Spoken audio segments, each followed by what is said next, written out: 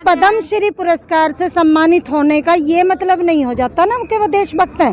BJP के एक दलाल हैं, वो बीजेपी की दलाल हैं भाई, वो मोदी की दलाल हैं। तो अगर सम्मान में कोई भी गुस्ताखी करेगा तो वो बर्दाश्त नहीं होगी। बीजेपी की दलाल हैं, अब दलाली अब हमसे तो होती नहीं, और ना जो हमारे देश के जो फ्रीडम फाइटर थे उन्होंने की, तो वो दलाल हैं। सोनू सूद को क्यों नहीं मिला?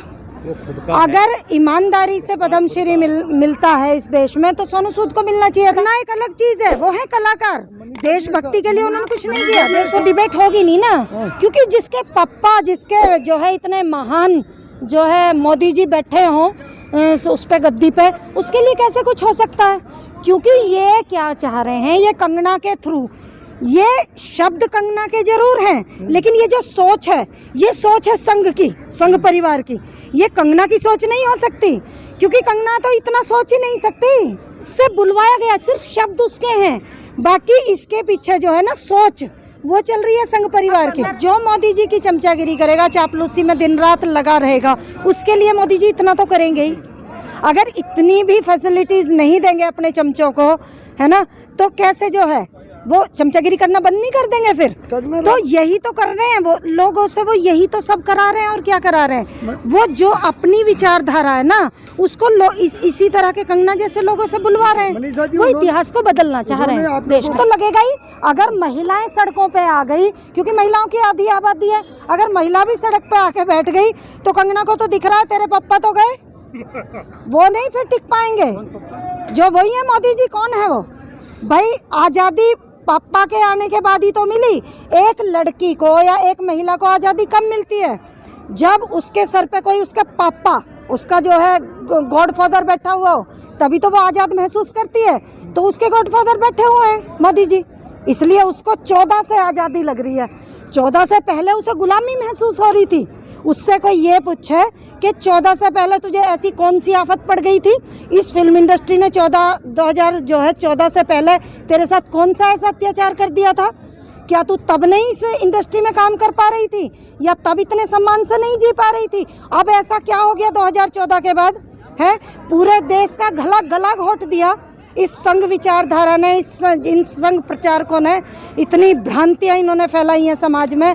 सारे देश का तो कहीं ना कहीं देश इतना बुरी तरह त्रस्त है, इतना महसूस कर रहा है। किसान हमारा दुखी, मजदूर हमारा दुखी, महिला इस देश में सुरक्षित नहीं। क्या इन्होंने ऐसा किया है? यही तो कह रही हूँ। नहीं, अमित शाह ने क्या कहा था कि 16 साल की लड़की स्कूटी पे पूरे जेवर पहन के निकल जाए, है ना? इतना मतलब राम राज्य आ गया यूपी में। मैं गारंटी से बोल सकती हूँ, मैं इस बात की गारंटी लेती हूँ, अमित शाह जेवर पहन कर रात को स्कूटी पे निकल जाए, अमित शाह जिंदा नहीं बचेगा। गुंडे इतने जिंदा नहीं छोड़ेंगे। अरे एक लड़की की बात कर रहे हो आप? एक जहाँ हम रहते हैं यहाँ गाजियाबाद में, जो लड़के मॉर्निंग वॉक पे सुबह निकलते हैं, उनकी तो चैन तोड़ के ले जाते हैं सुबह में। तुम लड़की की बात कर रहे हो? लड़की की तो बेचारी की यूं भी पता नहीं चलेगा कहाँ गई। वो दूरबीन लेके ढूंढ रहे थे। हाँ, तो दूरबीन लेके इसलिए ढूंढ रहे थे ना, क्योंकि उन्हें असल में उन्हें पास का नजर नहीं आता, दूरबीन से दिखता है बहुत दूर का। तो वो तो दूर का देख रहे, गुजरात देख रहे होंगे वो यूपी से खड़े होकर। उन्हें यूपी नहीं दिख रहा था, उत्तर प्रदेश नहीं दिख रहा था जहाँ से वो भाषण दे रहे थे, उन्हें दिखाई दे रहा था गुजरात दूरबीन से। तो ना, तो अरे तो ऐसे ही तो इनके जुमले, इनके झूठ ऐसे ही तो चल रहे हैं। ये झूठ ही बोलते हैं अमित शाह और मोदी। करते क्या है? इन दोनों ने किया क्या है 7 साल में सिवाय झूठ के? मुझे एक ऐसा सच बता दो जो इन्होंने बोला हो और पूरा हुआ हो आज तक। योगी जी पे तो पूरा भरोसा है ना। योगी जी सारे एक थाली के चट्टे बट्टे। योगी जी को तो जरा सी भी समझ नहीं है सत्ता चलाने की। योगी जी को वहाँ से मठ से उठा के मुख्यमंत्री बना दिया देश का। ना ये पढ़े, ना लिखे, ना ये स्कूल गए, इन्हें है ज्ञान कुछ ही नहीं। पोस्टर है जिसमें ये लिखा है तो हाँ, योगी का काम, योगी अगर योगी है तो योगी का काम करे ना। देश के यहाँ इसके उत्तर प्रदेश के राजा का काम ना करे। एक चीफ मिनिस्टर की पावर होती है राजा जितनी। अगर राजा ही हमारा ऐसा होगा बेवकूफ़, जो है गंवार, अनपढ़, बिल्कुल बिल्कुल। हाँ, मैं बोल रही हूँ ये चीज़, मैं बोल रही हूँ क्योंकि मैं इस चीज़ से बहुत तकलीफ में हूँ, क्योंकि मैं 11 महीने से आंदोलन करता इन किसानों को देख रही हूँ तकलीफ में। ये किसकी वजह से है? बोल रहे हैं योगी जी। एक शब्द योगी जी ने बोला हो किसानों के उसमें?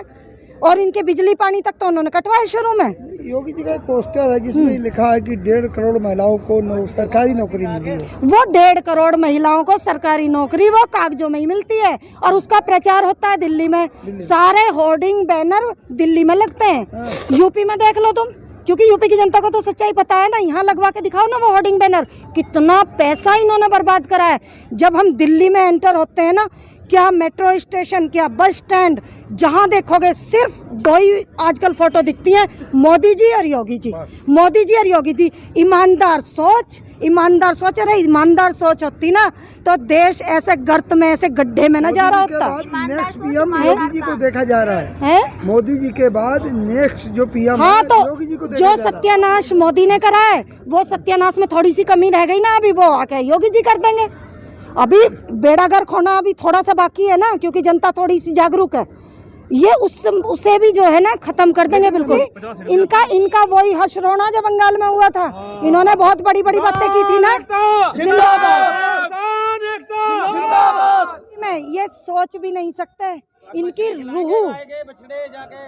रूह कांप रही है। चुनाव के नाम से देखना कैसी अभी से बेईमानी शुरू कर दी। अभी से ही पूरा सरकारी तंत्र ऐसे लगा दिया गया है ना, उन लोग वोटरों के पीछे, और जो लीडर हैं और पार्टियों के जो कार्यकर्ता है ना, उनके घरों पे जा के अभी से जो है पुलिस वालों ने और उन्होंने उन्हें कहीं ना कहीं मतलब वो करना शुरू कर दिया, टॉर्चर। वो टॉर्चर चल रहा है लोगों के साथ।